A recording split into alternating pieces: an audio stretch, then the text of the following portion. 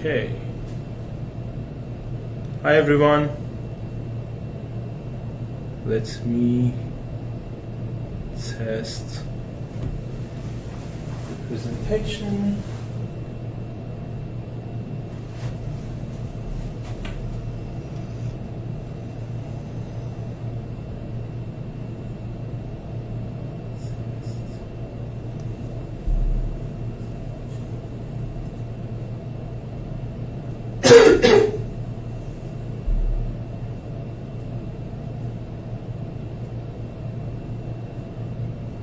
Okay, looks perfect. Hi everyone, this is the second session of Evidence-Based Hypnotherapy Journal Club, and I'm Reza and Sherry. We are hosting you today, and the title for today is IBS, or Irritable Bowel Syndrome, and we want to discuss one of the articles about IBS. I'm Reza Mustafavi from Treat Hypnosis and Hypnodontics Canada, and Sherry is our sponsor from Luxury Corporate Cruises. Thank you, Sherry. You're most welcome. My hosting pleasure. us. The article today is this article. Is gut-directed hypnotherapy an effective treatment for refractory IBS? And the author is Kimberly Angelina from Department of Physician Assistant Studies, Philadelphia College of Osteopathic Medicine. A background about IBS, or Irritable Bowel Syndrome. IBS by nature is a diagnosis of exclusion. I mean, when all the other possibilities are excluded and we can't find anything, we label a patient as IBS. So if there is any underlying pathology and anything wrong in anatomy or any finding, it's not IBS. It's a common chronic disorder, and it affects the large intestine, and the symptoms are cramping, abdominal pain, bloating, gas, diarrhea, or constipation. The symptoms are non-specific gastrointestinal symptoms, and as mentioned, there should be no other pathology. Like if there is a reflux or anything, it's not IBS, it is reflux. Or if there is any abnormality in endoscopy, it's not IBS. So IBS is the diagnosis of exclusion. So as a result of that, no visible signs of damage or disease of the digestive tract. Everything looks normal in appearance, anatomy is normal. And it's the only way to describe that is IBS is a functional GI disorder, or there is some small changes in very microscopic level that we cannot see. And it's associated with increased gut sensitivity. One of the theories behind IBS is maybe the large intestine is more sensitive, and that's why the patients feel the IBS symptoms. But there is nothing wrong in anatomy, or the lab data are normal. There is no abnormality in lab data. There is no abnormality in endoscopy or imaging. Just the symptoms, non-specific symptoms without any explanation. There are three types of IBS based on the predominant symptom. IBS-C, which is IBS with constipation, and constipation is the predominant symptom. IBS with diarrhea, which diarrhea is the predominant symptom, IBS-D, and IBS-M, which is a mixture of both. And the prevalence of IBS worldwide is around 11%. In US is from 3% to 20% based on different areas. And females are more more susceptible to experience IBS comparing to males. And the annual healthcare cost of IBS in US is around $12,000 per year, which is really high based on the prevalence.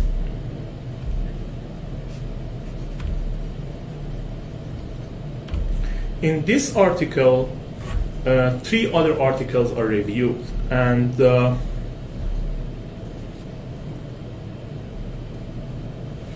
me double check the broadcasting. Okay, it's working with a slight lagging. In this article, three other articles are reviewed, and two of them are randomized clinical trials, and one of them is a case study. One of the clinical trials is double-blinded, and one of them is single-blinded. Double-blinded means neither the investigator nor the objects and the patients did know which group they are belonging to, the experimental group or the control group. But in the single-blinded, just one party, like the investigator or the patient, knew which group they are belonging to, but the other party didn't know. And there are some inclusion criteria for patients to participate in these three studies. The inclusion criteria were the IBS patients who were refractory to a standard treatment, and the IBS diagnosis was confirmed by Rome 2 and 3 criteria, and they should have suffered from IBS at least for 3 years. So these are the inclusion criteria for all these three studies. And the exclusion criteria, so if a patient has any of these exclusion criteria, they should have been excluded from the study. And one important thing about the inclusion criteria was knowing the German language, because the study was in University of Vienna, and all the inductions and suggestions were in German. So knowing that language was a necessity and an inclusion criteria. And get back to exclusion criteria. Any organic GI disorder like reflux or gastroesophageal reflux disorder or peptic ulcer, they were excluded. Psychiatric diseases were excluded. If the patients were antidepressants, it was excluded because of the antidepressants themselves, because they could interfere and present the symptoms of IBS as adverse effects of antidepressants, or maybe because of the underlying causes like depression or any other indication. And any severe coexisting disease, these patients were excluded from the study. The first study was done by Moser team, the second one was done with Linforce, and the third one, which was a case study, was an extension of the second one. The first one and the second one, as mentioned, was randomized clinical trials, and the last one was a case study. The number of patients and the ages, you can see the ages here, which are pretty much the same range. And the measurements were like this. Both GI symptoms questionnaire and IBS-IS were measured on a 7-graded Likert scale. And IBS-IS is the impact system of IBS symptoms. And Likert scale is pretty much like any other questionnaire we see in any other survey, like strongly agree, strongly disagree, and the options in between. So Likert scale is something like this. And it is a 7-graded Likert scale. This is the first study, the first clinical trial by Moser, which was single-blinded, and 164 adults between the ages of 18 and 70 were selected, and 100 of them were randomized for assessment of eligibility. And after the eligibility assessment, 90 were allocated between two groups. 46 patients were allocated to gut-directed hypnotherapy session, or GHT, and 44 patients were receiving supportive talks with medical treatments. And this is the result as expected. On the baseline level, there was no difference because they were randomized in two groups, so there was no significant difference between two groups, which is obvious. And after 12 weeks, which was the primary endpoint, and 12 months, which was the secondary endpoint, they were followed. 60.8 were responding to treatment in GHT, or gut-directed hypnotherapy, after 12 weeks, and in the supportive talk with medical treatment, 40.9% were responding to treatment, And when you compare these two numbers, there is a significant difference, and the p-value is 0.046. If you remember from the previous session, as long as the p-value is less than 0.05, it is statistically significant. And after 12 months, the results were sustainable. So the GHD was 54.3%, and the control group, which was supportive talks with medical treatments, they were 25% responsive to treatment. So the p-value was still significant. The second study, the second clinical trial, was double-blinded. So neither the investigators nor the patients knew which group they are belonging to, the control group or the experimental group. It's a little bit hard because when you say to a person you are not belonging to you are belonging to a gut-directed hypnotherapy, but you don't provide that. If they know a little bit about hypnosis, they understand that something is wrong. But anyways, all the subjects were told that they are receiving gut-directed hypnotherapy, while some of them were just receiving support and educational therapy. It was not actual hypnosis. So 97 adults between the ages of 21 and 68 were receiving the treatment, and 90 of them were randomized in two groups. 45 were receiving gut-directed hypnotherapy, and 45% were receiving supportive and educational therapy. So the experimental group were compared to the control group, and also both groups were compared to their baseline. So after 3 months and 12 months, the measurements was like this. In GHD, or gut-directed hypnotherapy group, when they were compared to the baseline, their own baseline, the p-value was significant. But in supportive and educational therapy, the p-value was not significant. As you see, it is 0.7. It means that there was no significant, statistically significant difference between the baseline and supportive and educational therapy. It means that it was a good control group because they were not responding. But when they compared the gut-directed hypnotherapy with the supportive and educational therapy, as you see here, the p-value was significant, which is great. And after 12 months, the results were sustainable. So GHD comparing to the control group and comparing to the baseline is statistically significant, but the supportive and educational therapy, there were no data to see how it worked.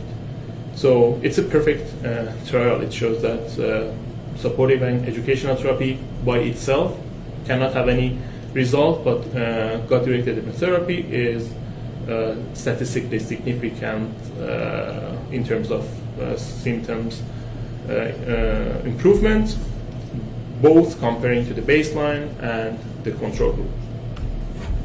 This one is the case study, and it's like an extension of the second clinical trial. 38 patients from the control group of the previous study were experiencing a crossover model. Crossing over is the group receives a treatment, and then after a while the same group receives another treatment. It's not a very good study design, crossing over, because at the end of the day, the control group and the experimental group, they are the same. It's good sometimes in terms of randomization, because sometimes it's very hard to randomize two groups, but at the end of the day, the same group are receiving two treatments, and it's very hard to measure that. Anyways, this case study is not very strong in terms of design, but the results are good. The baseline, the total IBS symptoms are 27.5. It is a scoring system. And after 3 months, you see the decline. It is 24.6, and the p-value, comparing the group to the baseline, is significant. it's 0.005. So the results are great, but in terms of the study design, it's a weak case study. Discussion. Both studies, actually all the three studies, Moser and Laneforth, showed that there is a statistically significant improvement in IBS symptoms at the primary endpoint, which was 3 months, and a follow-up, which was a year. All the results were great. The interesting thing was the sensory symptoms of IBS were significantly improved, while the bowel habits were not improved from the statistical significant perspective of view. So it looks like hypnosis has a better result on the sensory symptoms of IBS, but it has not an important effect on the motor function of intestine, and so as a result of that, the bowel habits didn't show any statistically significant improvement. There was a weakness in terms of measuring the bowel habits, and we will discuss about that later. Fortunately, there was no side effects in any studies. No adverse effect was reported in all three studies, which was great. And age and disease duration did not have any influence on the long-term success of gut-directed hypnotherapy.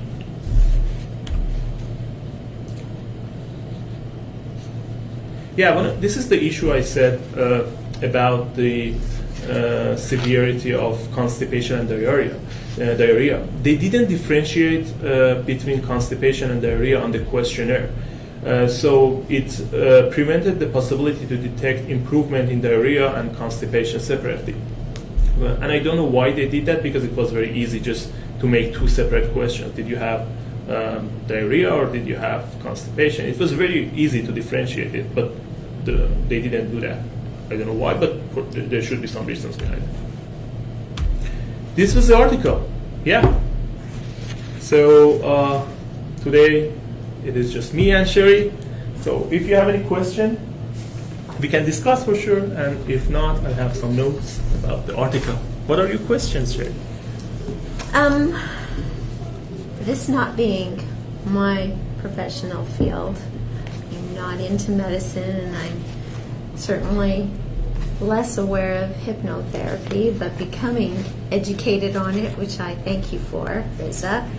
I was curious about why they opted to do, maybe you know the real reason, why they opted to do the testing based on exclusively a questionnaire. Mm-hmm. Because it would be, in my mind, so much stronger if they were able to measure it another way. And I know that it's, something that you need to be discreet about, and there's, privacy factors. But I'm wondering if there's ever been a study that has measured it more succinctly than just a questionnaire. Yeah, so a wise question. And the answer to your question is the nature of IBS, or irritable bowel syndrome. Mm-hmm. If it was peptic ulcer, that would be very easy, because they could find the endoscopic results, the endoscopic measurements, like the size of the stigma on the stomach, to see the results. But that's the nature of IBS. You can't see anything. You can't see any abnormality in lab data. You can't see any abnormality in endoscopy. So it's very hard to, it's just about a subjective experience of the patient. There is no objective finding in IBS. If it was peptic ulcer, there are tons of objective measurements, like the size of ulcer in endoscopy. But when it comes to IBS, it is all about the subjective feelings of the patients. That's why they had to rely on the questionnaire. It's like pain. There is no way to measure pain. There are some ways to just see the electrical activity and the sensory measurements, but they are not really reflecting pain. IBS is pretty much, maybe it's not a good example, but IBS is like that. What about ultrasound or something? Like if they took ultrasound measures before, the person had to use the washroom or something like that, and they could see internally a little bit more clearly or Yeah. no? No, because ultrasound is normal in IBS.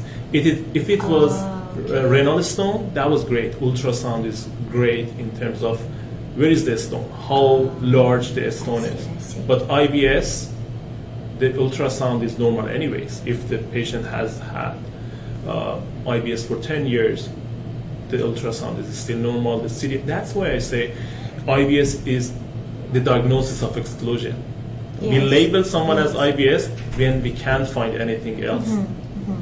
That's one mistake that someone can make. Just label someone as IBS before doing the investigations, before any lab data, and it's a red flag for hypnotherapists. They should be.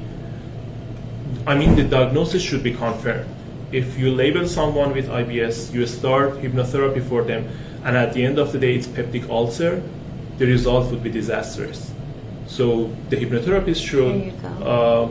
rely on a gastrointestinal specialist diagnosis, or if they are qualified to make a diagnosis, they have to use the what was that, Rome 2 and 3 Right, criteria. which I don't know what that is. It's a criteria just I get, yeah. to make Standard in a measure. standard, yeah, to standardize that. That's why these are the question. Back to your question about the questionnaire, there are 5 domains, including fatigue impact on daily activities, sleep disturbances, emotional distress, and eating habits were measured throughout the IBS impact scale. So the only way is Their questionnaire. answers. Their Yeah. answers. So do you think that the hypnosis, as you mentioned, was greater result in the sensory than in the Motor function? Yes. Do you think that an extended study could have been done to sort of capture that in more detail, that would lend greater support to the results of hypnosis? Because if that's where, like, that seems to be an actual as opposed to a perceptual. Mm-hmm. Or am I, Yeah. or is it reverse? Like if they Yeah, we can see that's Yeah, you mean the sensory is perceptual, but the motor function, like constipation, is an actual. right. Yeah. So if we're saying the perception was measured stronger, maybe that's something that you can lean on and expand on Good in a question. new study. Yeah, I've never thought of that. Yeah, for sure, there more studies can show the significance of hypnosis in motor function.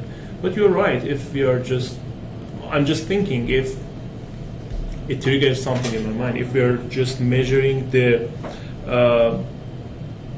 subjective experiences, maybe we can just measure the perceptions or the sensory function. How Right. can we Right. measure the motor function with perceptual questions? Yeah. Yeah. That's my question. Yeah, I've never thought of that. But for sure, different new studies can show that. And the important thing is the protocol they use. They use the Manchester protocol for gut-directed hypnotherapy, which is, I think, 10 sessions, if I'm not mistaken. There are different. There are other protocols for IBS. One of them is North Carolina protocol. So maybe with other protocols, we see different results. So this study is based on Manchester protocol. We should keep in mind there is no standardization about the hypnotherapy. So even if even if Manchester protocol or North Carolina protocol is used by different hypnotherapists, the results can be different. So the protocols are great because at least they can provide us with a level of standardization, but it still depends on the hypnotherapist, how experienced they are. Do we know if it was the same hypnotherapist in each of the studies? No, because they were not the same hypnotherapists. Oh, okay. Yeah. And you think that might have lent a difference? Do Yeah. you think it could have amplified the results? Yeah. If a hypnotherapist was more successful with certain Yeah. results, maybe that should have been Absolutely. standard too. It's very hard to standardize that. It's very hard. It's very hard to standardize. Even the hypnotherapist is the same, because I learn more and more day by day. Yes. I'm different Yes. compared to yesterday. Yes. And sometimes I'm tired, and sometimes I'm energetic. I'm peppy at the end of the day, Yeah. at the beginning of the day. So it's very hard to standardize it. That's true. That's true. And individuals are different too, so they'll be more receptive to receiving it or less receptive to receiving it. And Yeah. so the other question I had was, I go back through my pages. I had one more question that I have forgotten now.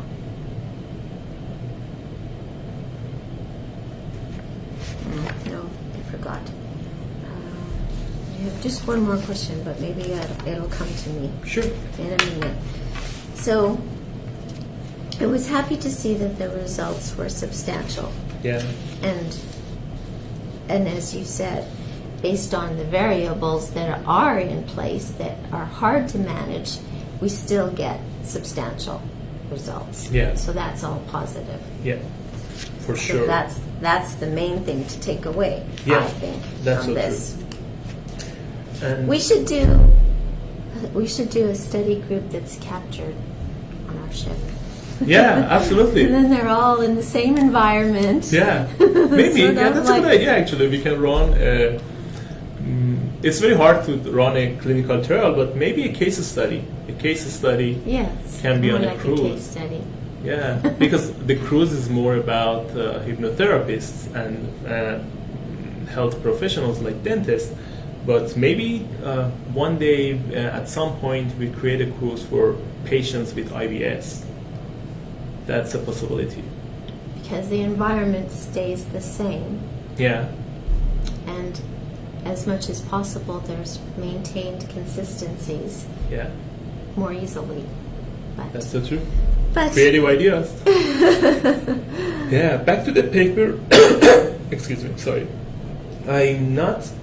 I don't agree with some notes on the paper. For example, on page 2, at the bottom of the page, it says, with a state of, it's a definition of hypnosis. It's a kind of definition. They're trying to define hypnosis. They define hypnosis, hypnotherapy is a form of psychotherapy used to create change in a patient while in a state of sleep or unconsciousness. It's wrong. Hypnosis is not sleep.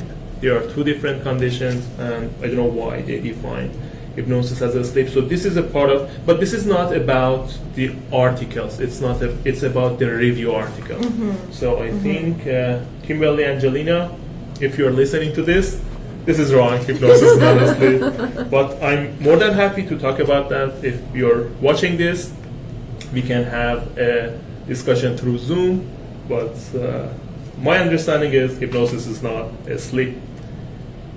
Yeah, this is one note. The other note was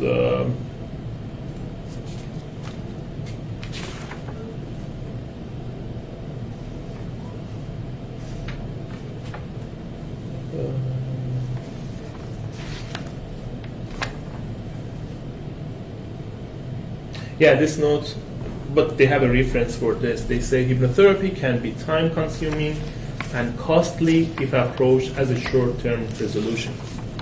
That's not true, because first of all, hypnosis can happen in 30 seconds. Back to Dave Ellman, the great hypnotherapist, he says if you can't use hypnosis in a short period of time, there is no benefit. The dentist doesn't have a lot of time to use hypnosis in the practice. But the good news is hypnosis is very quick. You can induce hypnosis in 30 seconds.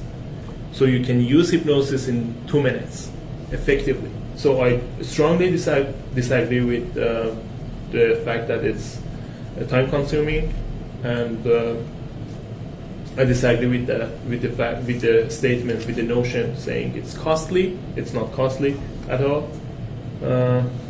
This is one note. And there is another mistake, Kimberly, here in your article. It says IBD, irritable bowel disease, but it's not irritable bowel disease. IBD is inflammatory bowel disease. So this one is not irritable, it's inflammatory. This is at the bottom of the page 9. Yes. Okay. So, Kimberly,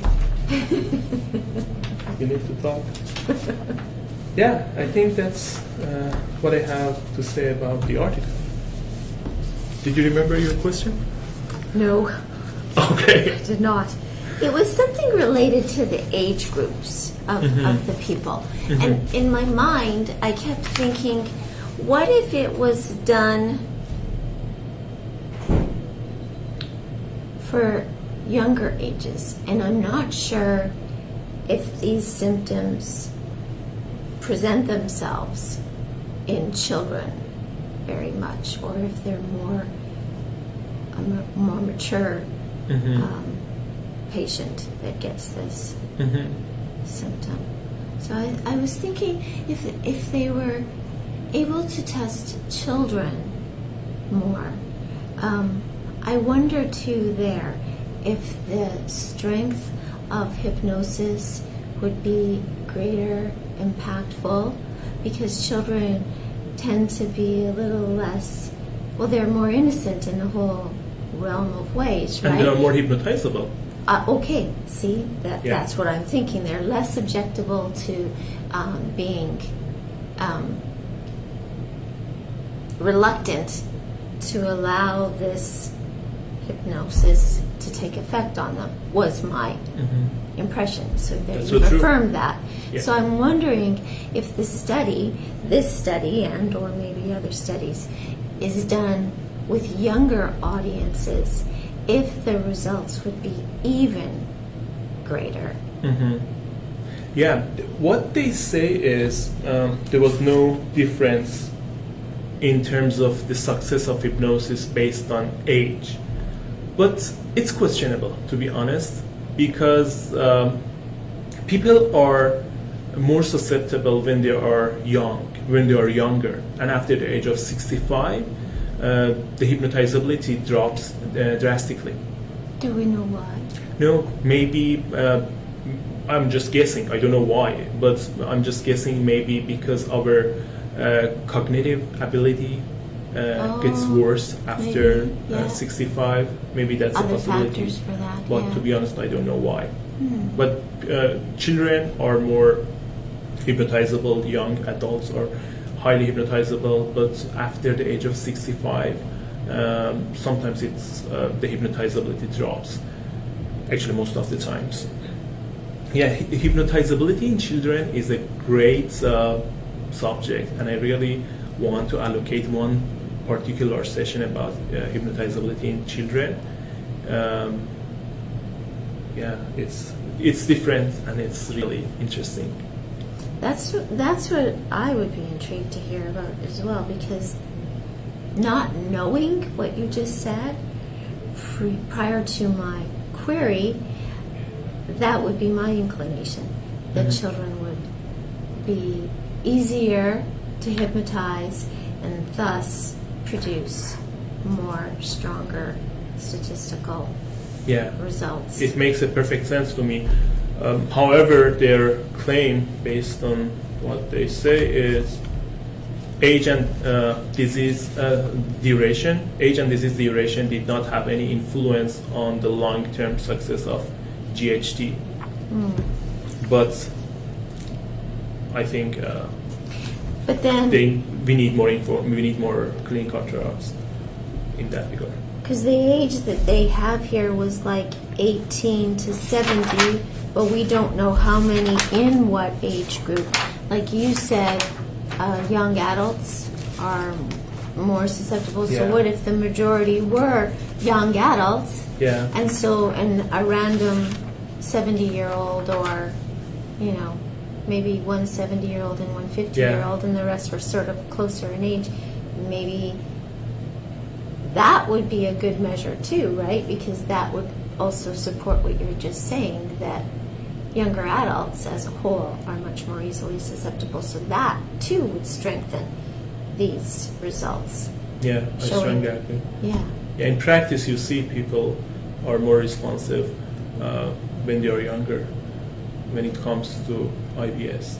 And another thing is the confounding factors, because IBS you may label a patient as IBS when they are older, but at the end of the day, you realize that you were wrong and it was something else, like a colon cancer or something which was not diagnosed.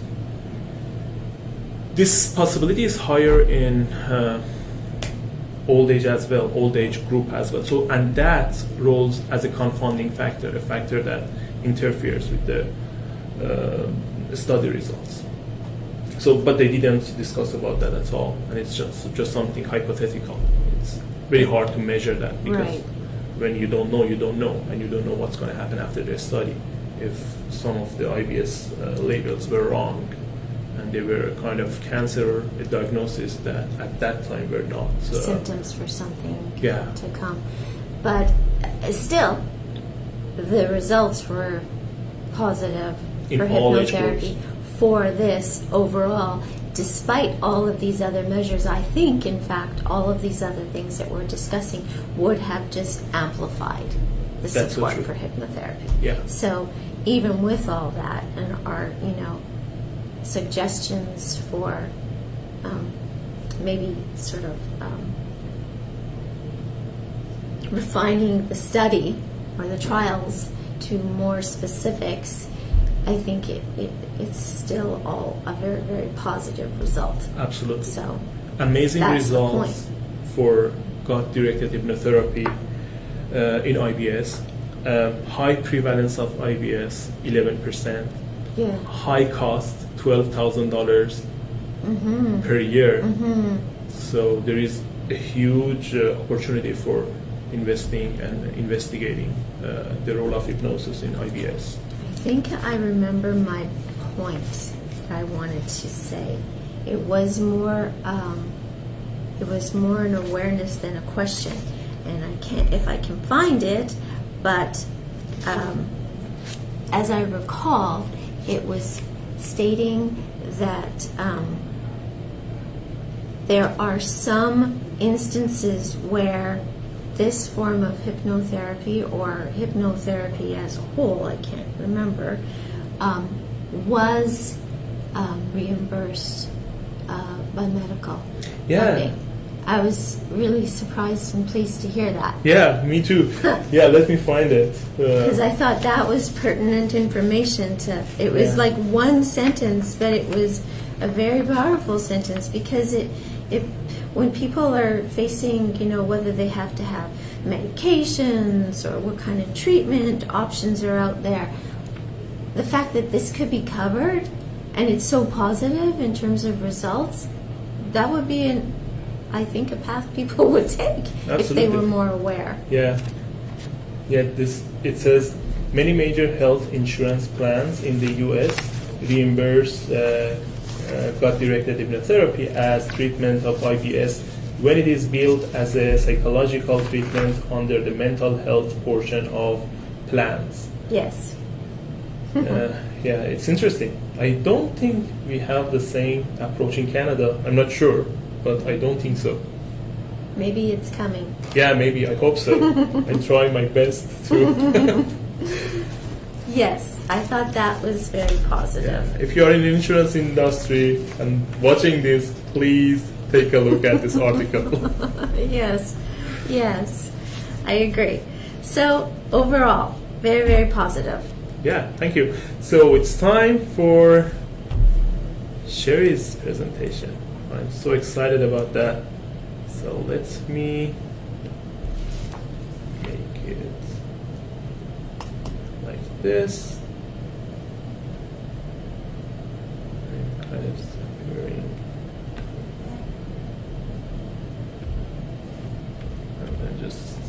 waiting for feelings.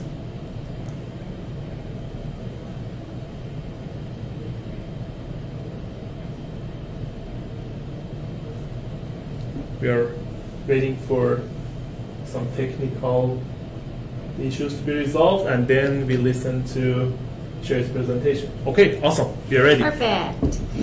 So, as we mentioned last time, I would like to present to the audience the fact that we are doing hypnotherapy 7-night cruise with Dr. Reza Mustavi on board, and anybody else who wants to join in terms of learning more about hypnotherapy, medical hypnosis, people who are just interested in general or want to enjoy the cruise and become part of this journal club, friends and family. But the cruise itself is going on Oceania sailing, and it is exclusive. The group that we will have on board will be exclusive, and to my knowledge, through all my research, this has never been done before, so it's a first time one-of event that will be doing sort of like an educational cruise, but at the same time, I think a hands-on, because Reza will be presenting a course on board, and that is going to be very hands-on, as I understand. So there is a cost for the cruise independent of the course, so all interested people can attend and participate in the courses they choose, or just join us as part of the event. We will be having workshops on board. We will also have a myriad of private activities, be it a select shore excursion that we create exclusive for our group, cocktail party, a private event where we'll meet and greet with like-minded people, colleagues on board the sailing. We will have an itinerary and a whole bunch of extra things that we will do together. We're hoping to be able to utilize the spa on board. Now, when I say the spa on board, I should highlight the fact that Oceania Cruises has Canyon Spa on board. So it is renowned and has excellent facilities that we could also utilize in an extension of ways. So just to give people a little bit more information about the actual sailing, Oceania Cruise Line is a line that has has built its ships to cater to a more yacht-like experience. They are not the 5,000 passenger vessels, but they are also not as small as just a private yacht experience. So it caters to a middle genre of also economic status. It's not the most affordable, and it is certainly not the most expensive, so it meets a perfect target audience of middle ground. So we're going to be having an open door sort of philosophy to people who like either end of the spectrum, but will funnel into the middle. So it's perfect, it's ideal that way. We also will be having a couple of extra benefits extended to people, where we're going to have round trip air is included, so it's stress-free that way. We will have an option for people to choose one of 3. This is our O-Life package that we are presenting with this cruise. So we will have either one free shore excursion, or a free beverage package, or a free shipboard credit. And all of that is based on per stateroom offering. So it's extra over and above all the other things that will come with the sailing. Nice. And yes, just to capture everybody's attention, there is time to book, but we're trying to do an incentive so that people will deposit now. There's no penalty to deposit. If things change in the future, they can be refunded their deposit. But it's important that we get deposits now, because the ship is only 600, I believe it's 684 people. It is being booked all over the world, and it sells out very quickly. Now, I did highlight it is not the 5,000 passenger ship, so that's critical to note, because with only 600 people available as capacity on board this ship, people booking all over the world will fill it quickly. And they do fill quickly, especially because they're in the middle range of price point, so they are extremely, extremely favorable for people to want. We are doing the Oceania Cruises on Serena, October 30th to November 6th. It is 7 days from Rome to Barcelona, and we will cover such ports of call as Rome, Florence, which is right next door to Pisa and Tuscany, so people can take a quick train excursion to go see other destinations in that one port of call. We're doing Monte Carlo in Monaco. We're doing Annibes, France, Provence, Palma de Mallorca, Spain, Valencia, Spain, and ending off in Barcelona, Spain. So we're actually encapsulating the Italian, French, and Spanish Rivieras. It is a beautiful itinerary, and I challenge everybody to reach out to us to ask any other questions, and ultimately, hopefully, discuss with me about making their deposits. And on that one final point, I'd like to have a call to action that if people reach out and contact me through the channels on Facebook, that I will offer some type of shipboard credit as an incentive early booking bonus. So Awesome. This is going to be super, super exciting. It's a sailing that's beautiful. We're going to highlight something that's critically important in the medical field, hypnosis, and win-win. Absolutely. Yeah. Win-win. Yeah. So I look forward to some response. Yeah. Okay.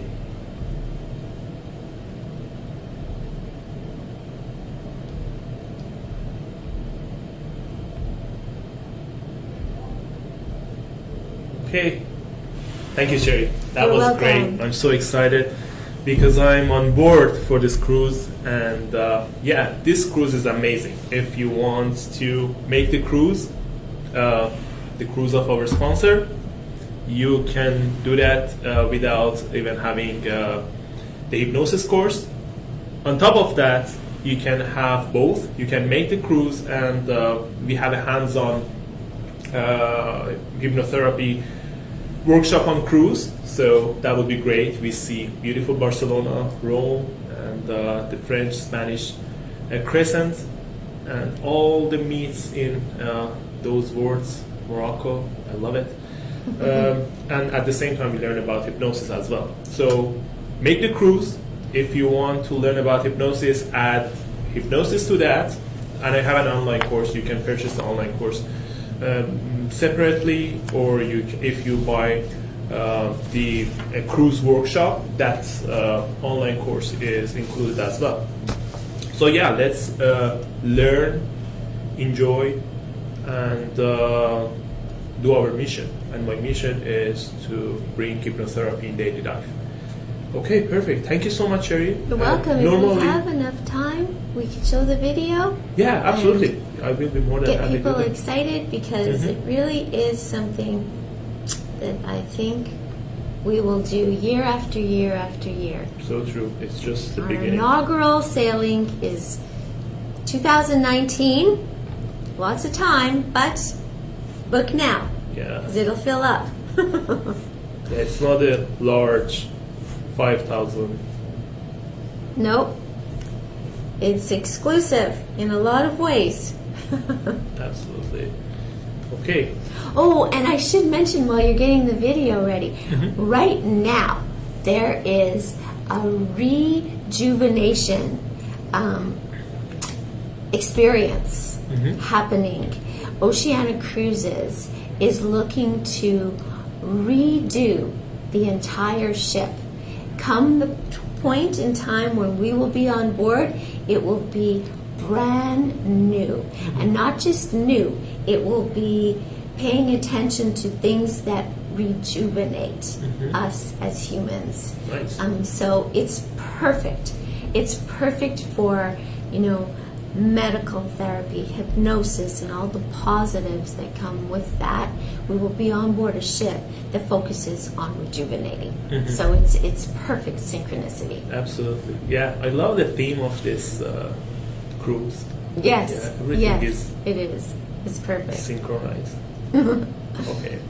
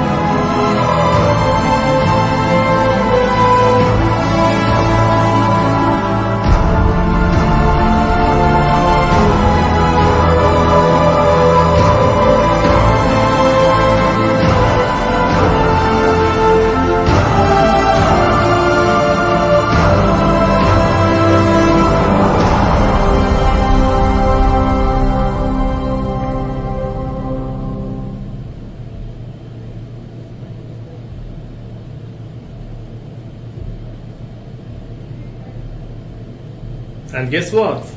I played the wrong video. I'm not a tech guy, I'm a hypnotherapist.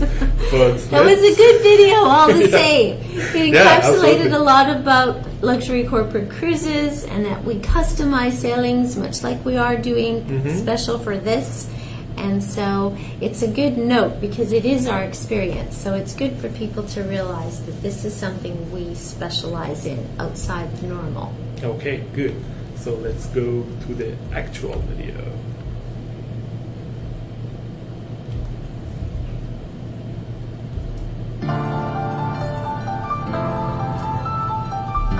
Milestones are meant to be celebrated.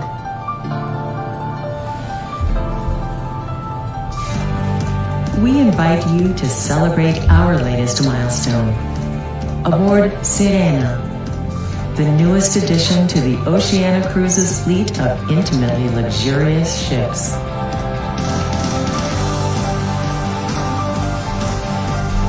Sirena's elegantly designed interiors personify the O-Life experience. Sophisticated, intimate, classic, With just 684 guests, life aboard Sirena is both relaxed and rejuvenating, inviting you to discover your perfect cruise vacation. Each new day, it's your world, your way. Aboard Sirena, the world-renowned Oceania Cruises culinary program has been elevated yet again. Be among the first to experience Tuscan steak, a fresh take on a classic American steakhouse with a distinctly Italian twist. Savor the vibrant flavors of Southeast Asia and beyond at the stunningly beautiful Red Ginger, an Oceania Cruises guest favorite on board Marina and Riviera. The Grand Dining Room offers elegant service throughout the day, with a surprise transformation into an authentic French bistro at lunchtime. Jacques' Bistro is inspired by the family recipes of Master Chef Jacques Pepin, our executive culinary director. Whatever you choose, Oceania Cruises offers the finest cuisine at sea. Your Epicurean explorations continue ashore, thanks to more overnight stays and longer port stays in a range of boutique ports of call and picturesque out-of-the-way harbors.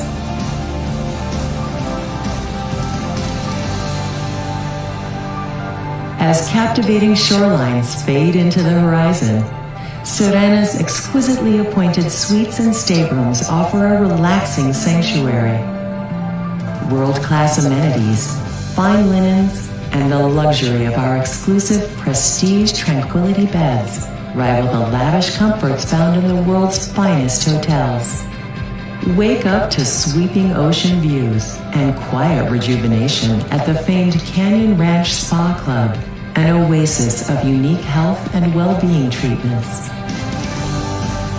Wherever your explorations take you during Sirena's inaugural year, the radiant Italian Riviera or Spain's Costa del Sol, the magical islands of French Polynesia, or even lands down under, each journey aboard Sirena combines luxury, comfort, and the world's most sought-after destinations. Join us as we celebrate Sirena's unforgettable inaugural season.